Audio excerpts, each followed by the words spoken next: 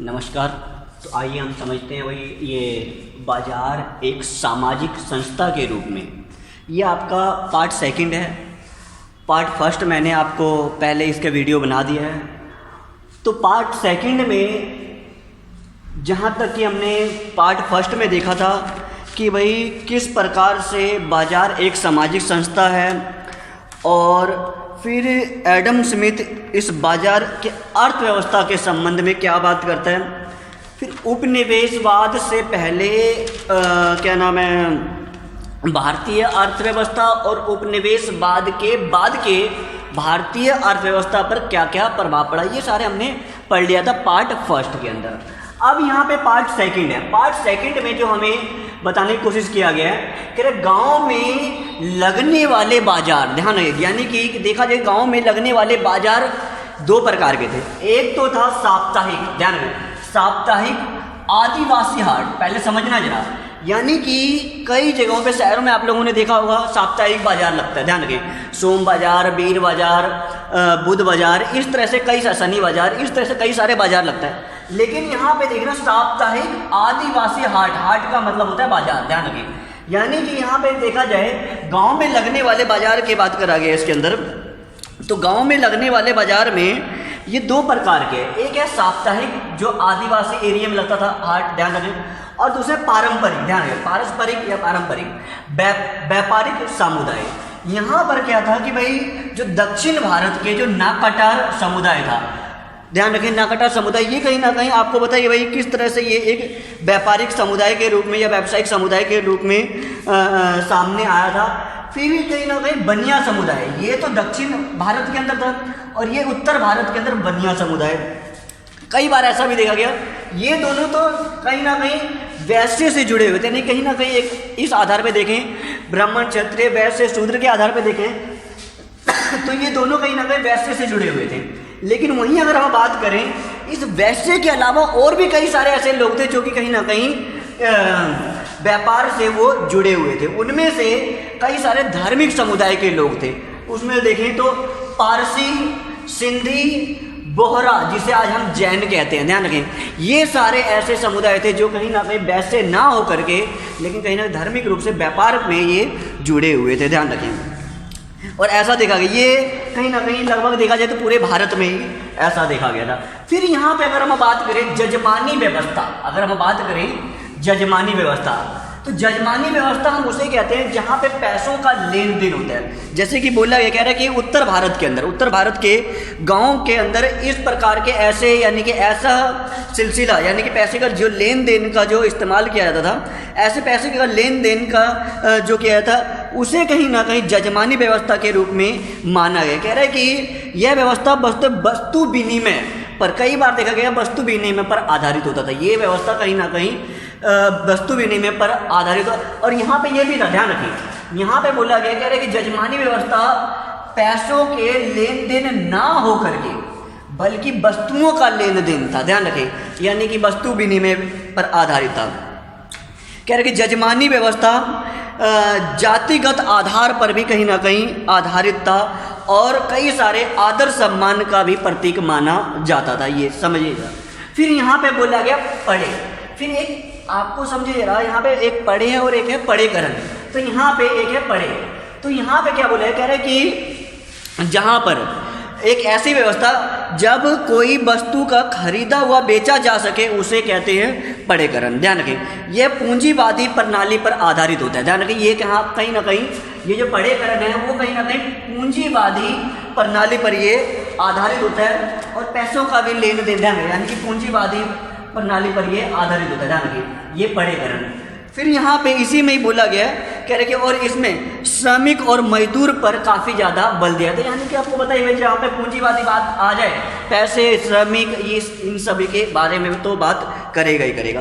फिर वहाँ पे बोला गया उत्पादन के विधि, उत्पादन की जो विधि है, ध्यान रखें, यहाँ पे बोला है कार्ल मार्क्स के अनुसार, ध्यान रखें, उत्पादन की जो विधि है वो कार्ल मार्क्स के अनुसार। यहाँ पे क्या बोला गया, कह रहे कि उत्पादन की शक्तियों का उत्पादन के संबंध को सामाजिक नजरिए से समझना उत्पादन विधि कहलाता है, यानी कि सामाजिक उत्पादन का सामाजिक नजरिए से समझना कहीं ना कहीं उत्पादन विधि कहलाता है। सामाजिक नज़रिए से अगर हम समझे तो कह रहे कि जहाँ अर्थव्यवस्था वस्तुओं व चीज़ों से नहीं बल्कि आपसी रिश्तों से बनती है। फिर यही बोला गया कि जो उत्पादन की प्रक्रिया के द्वारा एक दूसरे से जुड़े होते हैं। ध्यान रखें, इससे पहले मैंने कई बार बोला था कि अगर मान लो यहाँ पे अगर हमें कोई वस्तु मिलता है, अगर कोई वस्तु मिलता है वो कई सारे स्टेज से होकर के आता है। एग्जाम्पल के लिए अगर हम कपड़े की बात करें तो दुकानदार के पास हम जाते हैं, रेडीमेड कपड़े खरीद करके हम पहन लेते हैं। वहीं अगर हम इसकी बात करें तो कॉटन कहीं और उगता है, किसान द्वारा उगाया जाता है, फिर इसकी साफ सफाई करके धागे बनाना और ऐसे स्टेप बाय स्टेप अगर देखा जाए तो बाद में जाकर के हमें हमारे पास ये पहुंचता है। तो कहीं ना कहीं इसके अकॉर्डिंग अगर देखा जाए तो ये सामाजिक श्रम ही कहीं ना कहीं इसके अंदर अहम भूमिका निभाता है। ध्यान रखें, और एक दूसरे से ये जुड़े हुए भी हैं। ध्यान रखें, इसमें से कोई भी एक बीच का अगर स्टेप गायब हुआ तो हम तक ये कपड़े नहीं पहुंचेगा। इस तरह से यहाँ पे बोला गया। फिर क्या बोला गया, कह रहे कि श्रम शक्ति, ध्यान रखें, श्रम शक्ति कह रहे कि व्यक्तियों के मानसिक तथा शारीरिक श्रम करने की क्षमता को श्रम शक्ति कहते हैं। कह रहे कि जो व्यक्ति है वो मानसिक और शारीरिक रूप से जो श्रम करता है उसे हम श्रम शक्ति कहते हैं। यहाँ पे कार्ल मार्क्स कुछ बातें करता है। कह रहे कार्ल मार्क्स के अनुसार पूंजीवादी व्यवस्था में उत्पादन विधि के द्वारा मजदूरों और श्रमिकों के बिकाऊ बन जाते, यानी कहीं ना कहीं देखा जाए उत्पादन विधि के द्वारा मजदूर श्रमिक कहीं ना कहीं ये बिकाऊ भी बन जाता है, क्योंकि मजदूर अपने श्रम शक्ति को बाजार में बेचकर मजदूरी कमाते हैं। यानी कहीं ना कहीं देखा जाए कुछ व्यक्ति अपने श्रम को बेचकर, यानी कि कुछ अपने टैलेंट को बेच करके वो कहीं ना कहीं पैसे कमा रहे हैं। कहीं ना कहीं श्रम शक्ति उसे बोला गया। फिर बोला गया अतिरिक्त मूल्य, ध्यान रखें, अतिरिक्त मूल्य कह रहे पूंजीवादी व्यवस्था, ध्यान, पूंजीवादी व्यवस्था के अंतर्गत पत्नियों द्वारा श्रमिकों को, ध्यान, पूंजीपतियों द्वारा श्रमिकों की उनके काम के बराबर दाम नहीं दिया, यानी जितना उन्होंने काम किया है, यानी कि एग्जाम्पल के लिए काम है कि भाई 12 घंटे काम किया है, लेकिन उसको अगर देखा जाए काम के जो दाम दिया जा रहा है वो 10 घंटे, 8 घंटे, 6 घंटे ऐसे काम दिए, पैसे, दाम का मतलब पैसे दिया जा रहा है। कह रहे कि इस प्रकार पूंजीपति श्रमिक, यानी कि जो पूंजीपति व्यक्ति है कहीं ना कहीं श्रमिक के आधार, यानी कि श्रम के आधार पर मुनाफा कमाते हैं। यानी कहीं ना कहीं एक तरह से देखा जाए श्रम जो श्रमिकों का एक तरह से बोल सकते हैं भाई उनको दबा करके, या तो फिर जो उन्होंने श्रमिकों ने बहुत ज़्यादा मेहनत किया उनसे उनके मेहनत के बदले पैसे ना दे करके, कम पैसे दे करके इस तरह से मुनाफा कमाते हैं। कह रहे कि जिसे अतिरिक्त मूल्य कहते हैं। ध्यान रखें, फिर यहाँ पे बोला गया, कह रहे अब यहाँ पे समझिए, एक है पढ़े और एक है पढ़ेकरण। यहाँ पे खरीद बेच के, यानी कि खरीद बेच को करने को क्या बोला गया, पढ़े। यहाँ पे खरीद बेच ना करने को, ध्यान रखें, समझे जाते हो क्या बोला गया। कह रहे कि पढ़ेकरण तब होता है जब कोई वस्तु बाजार में बेची हुआ खरीदी ना जा सके, और लेकिन अब क्या हुआ, बाद में, पहले तो इसे खरीदा या बेचा नहीं जाता, लेकिन अब उसको क्या बोला गया, अब उसे खरीदी या बेची जा सके, तथा अब वह वस्तु बाजार में बिकने वाली बन गई है। ध्यान रखें, फिर उसे बोला गया कहीं ना कहीं पढ़ेकरण। पहले तो जो वस्तु बेचने लायक नहीं, यानी बेचा ना जा सके, फिर अब क्या हो गया, वो बेचने लायक बन गया, उसे बोलते हैं पढ़ेकरण। इसी में जरा समझें, फिर क्या बोला गया, कह रहे कि श्रम और कौशल, जैसे कि इसके अंदर बोला गया श्रम और कौशल जैसे चीज़ों को खरीदा व बेचा जा रहा है। पहले तो ये खरीदा बेचा नहीं जाता, लेकिन आज कहीं ना कहीं ये खरीदा हुआ बेचा जा रहा है। फिर बोला पढ़ेकरण व्यवस्था पूंजीवादी पर आधारित है। ये बात है यहाँ पे भी बोला था मैंने पढ़े में, ये कहीं ना कहीं पूंजीवादी व्यवस्था पर आधारित है। मार्क्सवाद व कई सारे ऐसे विचारक हैं, यानी पूंजीवादी आलोचक पढ़ेकरण की प्रक्रिया को नकारात्मक सामाजिक प्रभाव मानते हैं। ध्यान रखें, ऐसे कहीं ना कहीं लोग जो कि पूंजीवादी है, मार्क्सवादी है, ये कहीं ना कहीं नकारात्मक सामाजिक प्रक्रिया इसे मानते हैं। फिर है प्रतिष्ठा के प्रतीक, ये कहीं ना कहीं विचार करता है मैक्स वेबर। ध्यान रखें, मैक्स वेबर कह रहा है कि व्यक्तियों द्वारा समाज में जो सामान खरीदा जाता है तथा उसका प्रयोग किया जाता है वह समाज में उस परिस्थिति से गुजरता या तो भी कहीं ना कहीं जुड़ा होता है, कह रहे कि जो इसकी प्रतिष्ठा का प्रतीक माना जाता है। फिर क्या यह प्रतिष्ठा, ध्यान रखें क्या बोला गया, यह प्रतीक जीवन शैली से जुड़ा हुआ है। ये कहीं ना कहीं देखा जाए जीवन शैली से जुड़ा हुआ है, परिवर्तन पर आधारित है, वर्ग समूह को अंतर दिखाता है या तो अंतर में ला सकता है। फिर क्या बोला गया, भारत में लोगों के शक्ति और आर्थिक, ध्यान, आर्थिक स्थिरता को बारे में या तो फिर स्थिरता के बारे में अनुमान के द्वारा ये बताता है। फिर बोला गया, कह रहा है कि इसी में ही जैसे कि इसके अंदर बोला है, कह रहे कि अनुमान उनके द्वारा, कह रहे कि प्रयोग किए जा रहे कार के मॉडल, कार और मोबाइल के जो मॉडल है, कहीं ना कहीं इसमें भी ऐसे चीज़ें दिखाई, यानी कि कौन सा वो कार यूज कर रहा है, कौन सा वो मोबाइल यूज कर रहा है, कहीं ना कहीं उसका वो प्रतिष्ठा का प्रतीक है। ये उदाहरण के लिए कार या मोबाइल कौन सा प्रयोग कर रहा है, इस तरह से कहीं ना कहीं इसको हम बोलते हैं प्रतिष्ठा। ये सारी चीज़ें हैं इसके अंदर, ध्यान रखें। अब यहाँ पे ध्यान रखें कि वही ये आपका जो सेकंड पार्ट है, सेकंड पार्ट ये आपका पूरा हो जाता है, सेकंड पार्ट पूरा हो जाता है। अब यहीं पे अगर हम बात करें सेकंड पार्ट के बाद इसके हम इसी में ही थर्ड पार्ट को अगर हम इसको करने की अगर कोशिश करें तो ये इसके अंदर हो जाएगा, ध्यान रखें। तो थोड़ा सा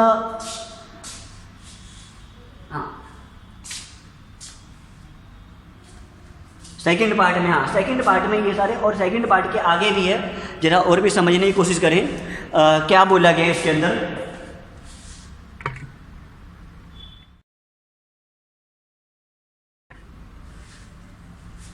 अब यहाँ पे जरा समझें क्या बोला गया, कह रहे कि भूमंडलीकरण, भूमंडलीकरण के तहत शामिल होने वाली प्रक्रिया, यानी भूमंडलीकरण के तहत जो जो प्रक्रियाएं इसके अंदर शामिल किया गया उसके अंदर क्या क्या है, क्या बोला है, कह रहा भूमंडलीकरण अर्थात वैश्वीकरण का अर्थ वैश्विक अर्थव्यवस्था का एक होना, तो इसके अंदर एकीकरण की व्यवस्था को अपनाया गया। फिर वहीं पे बोला गया, कह रहे कि इसके तहत उदारीकरण व एकीकरण को बढ़ावा दिया गया, तो यहाँ पे क्या बोला है, उदारीकरण की व्यवस्था को अपनाया गया। फिर क्या बोला गया, कह रहे कि अर्थात दुनिया के किसी एक कोने में बाजार में परिवर्तन होते हैं तो दूसरे कोने में भी कहीं ना कहीं इसका अनुकूल पड़ता है। यानी कि इसके तहत क्या होता है कि दुनिया के किसी भी कोने में बाजार में किसी भी प्रकार के कहीं ना कहीं प्रभाव पड़ता है तो दूसरे कोने में भी इसका कहीं ना कहीं प्रभाव देखने को मिलता है। क्या बोला गया, जैसे कि जब समझे जरा इसके अंदर क्या बोला गया, जैसे अगर आप आज के टाइम में अगर देखें तो किसी भी देश के अंदर अगर उसकी अर्थव्यवस्था ऊपर नीचे होता है तो भारत की भी अर्थव्यवस्था ऊपर नीचे होता है। जैसे कि अगर हम बात करें एक जगह पे कुछ हुआ है तो भारत पे भी उसका प्रभाव पड़ता है। आज के समय में अगर देखा जाए तो कोरोना है, ऐसा ध्यान रखिए क्या बोला गया, कोरोना जो महामारी फैला है। फिर बोला गया, कह रहे कि जैसे कि अमेरिका बाजार में गिरावट, यानी कि बिल्कुल सही बात है, अमेरिका के बाजार में अगर गिरावट आता है उसका प्रभाव यानी उसका प्रतिकूल जो प्रभाव है भारतीय शेयर बाजार पे भी कहीं ना कहीं देखा जाता है। जैसे कि बोला गया कैसे एकीकरण की व्यवस्था इसके अंदर है, उदारीकरण तकनीकी या प्रौद्योगिकी पर इसके अंदर बल दिया जाता है, ध्यान रखें। फिर राजनीतिक सांस्कृतिक प्रक्रियाओं पर भी इसके अंदर बल दिया जाता है और भारतीय कह रहे आध्यात्मिकता, ध्यान, भारतीय आध्यात्मिकता को भी कहीं ना कहीं इसके अंदर प्रभाव पड़ा है, जिसमें योग आयुर्वेद, ध्यान रखें, योग और आयुर्वेद को भी इसके अंदर बढ़ावा दिया गया तो फिर इसके ऊपर भी प्रभाव पड़ा है। फिर कहीं ना कहीं देखा जाए 1990 के बाद कहीं ना कहीं इसके ऊपर कहीं ना कहीं देखा जाए भारत ने भी पूंजीवादी व्यवस्था यानी कि जो चीज़ें अमेरिका ने अपनाया, अमेरिका पर जो भी प्रभाव पड़ रहा है वो भारत ने भी 1990 के बाद अपनाया, ध्यान रखें। फिर यहाँ पे बोला गया बीपीओ एक तरह से समझे जरा क्या होता है, पहले इस तरह से समझें कि वही मान लीजिए कोई एक ऐसा संस्था है जो कि कहीं ना कहीं उसका कांटेक्ट 50-100 कंपनियों से है और आपको चाहिए नौकरी, तो आप सीधे से कंपनी में ना जा करके आप बीपीओ के पास जाएंगे, आपके बीपीओ कहीं ना कहीं इंटरव्यू लेगा और जो भी उसकी फ़ीस है वो फीस आपको जमा करके फॉर्म जो भी फिल करवाता है वो फॉर्म फिल करवा करके आपको अपॉइंटमेंट देगा कि भाई इस दिन आपके ज्वाइनिंग है या नहीं है, वो आपको बीपीओ के थ्रू ही बताया जाएगा। जैसे इसके अंदर बोला गया बीपीओ का मतलब है बिजनेस प्रोसेस आउटसोर्स, ध्यान रखें, बीपीओ का मतलब है बिजनेस प्रोसेस आउटसोर्स। क्या बोला, कह रहे व्यापारिक प्रक्रिया के बाह्य स्रोत है। कह रहे इस प्रणाली के जरिए उत्पादन प्रक्रिया में किसी भी भाग को किसी विभाग को या सेवा उत्पादन या उद्योगों किसी को भी तीसरे पक्ष द्वारा पूरा करने के लिए बाहरी रूप से ठेका दिया है। यानी कहीं ना कहीं ये ठेकेदारी व्यवस्था है। अगर देखा जाए ये ठेकेदारी व्यवस्था है, क्या ठेका देना बीपीओ कहलाता है। यानी कि देखा जाए इस तरह समझे जरा, आपको नौकरी चाहिए, जरा समझिए जरा, आपको नौकरी चाहिए, आपको कहीं ना कहीं ये एक तरह से प्राइवेट है, ध्यान रखिए ये प्राइवेट है, प्राइवेट नौकरी दिलाता है, आपको नौकरी चाहिए। ये कहीं ना कहीं एक तरह से ये कोई पर्सन है, कोई व्यक्ति है ये, और ये मान लीजिए ये बीपीओ है। अगर ये बीपीओ है और ये कंपनी है, पहले समझिए जरा, आप सीधा सीधा कंपनी में ना जा करके आप बीपीओ से कांटेक्ट करेंगे, और बीपीओ का कांटेक्ट होता है कंपनी से। ध्यान रखिए बीपीओ का जो कांटेक्ट होता है वो कंपनी से। कंपनी कहता है कि भाई बीपीओ से मुझे इतने लड़के चाहिए या इतने मजदूर चाहिए, तो कहीं ना कहीं बीपीओ ये अरेंजमेंट करवाता है और आप जाते हो बीपीओ के पास, बीपीओ आपको कंपनी के पास भेजता है। तो कहीं ना कहीं बीपीओ एक तरह से ठेकेदार है, ध्यान रखिए, एक तरह से बीपीओ कहीं ना कहीं ठेकेदार का काम, या तो ठेकेदार आज के लोकल लैंग्वेज में बोलते हो ठेकेदार का भूमिका निभा रहा है। कह रहे इस प्रकार के उद्योग से भारत के अर्थव्यवस्था व्यवसायी स्तर पर कहीं ना कहीं मजबूत भी हो रही है। कह रहे कि यह कंपनी, यह कंपनियां पश्चिम के विपरीत देश के उपभोक्ताओं को सस्ते दाम पर श्रम मुहैया करवा रहा है। यानी कि ये जो कंपनियां बीपीओ है, कहीं ना कहीं देश में जितने भी कंपनियां उसको सस्ते दामों पर मजदूर मुहैया, यानी कि मजदूर प्रोवाइड करवा रहा है। फिर क्या बोला गया, आज भारतीय सॉफ्टवेयर हर प्रकार की सेवाएं, यानी कि इस प्रकार की सेवाएं भारतीय सॉफ्टवेयर, जैसे कि आज के टाइम में अगर हम बात करें naukri.com, कहीं ना कहीं ये बीपीओ जैसा ही एक तरह से भूमिका निभा रहा है। या तो और भी कई सारे हैं कि आपको अगर नौकरी चाहिए आप उसके अंदर फॉर्म फिल कीजिए, आपके पास बीपीओ का फ़ोन आएगा या जो भी है, ये कहीं ना कहीं सॉफ्टवेयर के माध्यम से भी ये किया जा रहा है। फिर बोला गया नासदाक, ध्यान रखें नासदाक क्या है, कह रहे एक ऐसे इलेक्ट्रॉनिक विनिमय केंद्र का नाम न्यूयॉर्क में स्थिर है। ये कहीं ना कहीं न्यूयॉर्क में स्थिर है ये नासदाक। क्या बोला गया, कह रहे कि ये कहीं ना कहीं एक इलेक्ट्रॉनिक विनिमय केंद्र है। कह रहे कि इसका संचालन कंप्यूटर आधारित इलेक्ट्रॉनिक संचार माध्यम से होता है, यानी कंप्यूटर के माध्यम से होता है। ये कह रहे कि नासदाक दुनिया भर के ब्रोकरों, यानी कि कहीं ना कहीं मजदूरों और निवेशकों को उन कंपनियों के शेयर खरीदने में कहीं ना कहीं ये मदद करता है, यानी कंपनियों का शेयर खरीदने में ये कहीं ना कहीं मदद करता है। फिर क्या बोला है, कंपनियों द्वारा कहीं ना कहीं ये पंजीकृत भी किया जाता है। कह रहे कि यह सौदे वास्तविक रूप से होता है, अर्थात चंद सेकंड में, ध्यान रखें, मामले पर तय कर लिया जाता है कि भाई क्या इसके अंदर करना है क्या नहीं करना, यानी कि कुछ ही सेकंड में इसके कार्रवाई पूरी कर ली जाती है। फिर यहाँ पे बोला गया उदारीकरण, और उदारीकरण की नीति, उदारीकरण के लाभ, उदारीकरण की हानि, जरा समझे जरा उदारीकरण। कह रहे कि उदारीकरण, कह रहे कि इसके तहत एक देश अपनी अर्थव्यवस्था को उदार कर देता है, यानी कि एक तरह से हम देखें भूमंडलीकरण की तरह, यानी कि बाहर के देशों के जो कंपनी है उस कंपनी को अपने देशों के लिए कहीं ना कहीं खोल दिया आ सकता है वो, ध्यान रखें।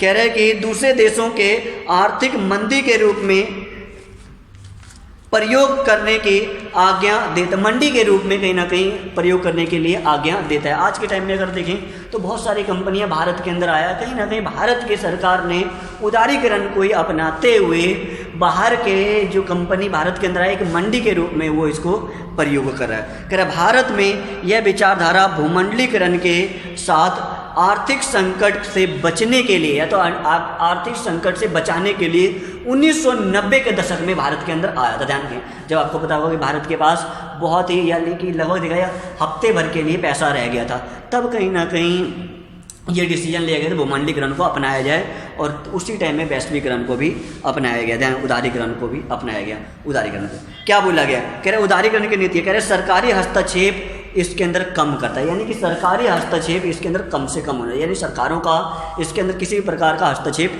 ना हो, और हो भी तो कम से कम। क्या बोला, निजीकरण को इसके अंदर बढ़ावा दिया गया। अगर देखा जाए इसकी नीतियाँ क्या होती है, निजीकरण को, प्राइवेटाइजेशन को ज़्यादा बढ़ावा दिया जाता है। फिर क्या बोला गया, कह रहे कि बाजारीकरण को ज़्यादा बल दिया जाता है, यानी कि बाजारीकरण को, यानी बाजार को भी ज़्यादा बढ़ावा दिया जाता है। विदेशी वस्तुओं का पर आयात शुल्क में, यानी कि जो विदेशी वस्तु भारत से भारत के बाहर से जो आ रहा है उसके आयात शुल्क में कहीं ना कहीं देखा जाए जो टैक्स लगाया जाता है वो कहीं ना कहीं कम किया जाए।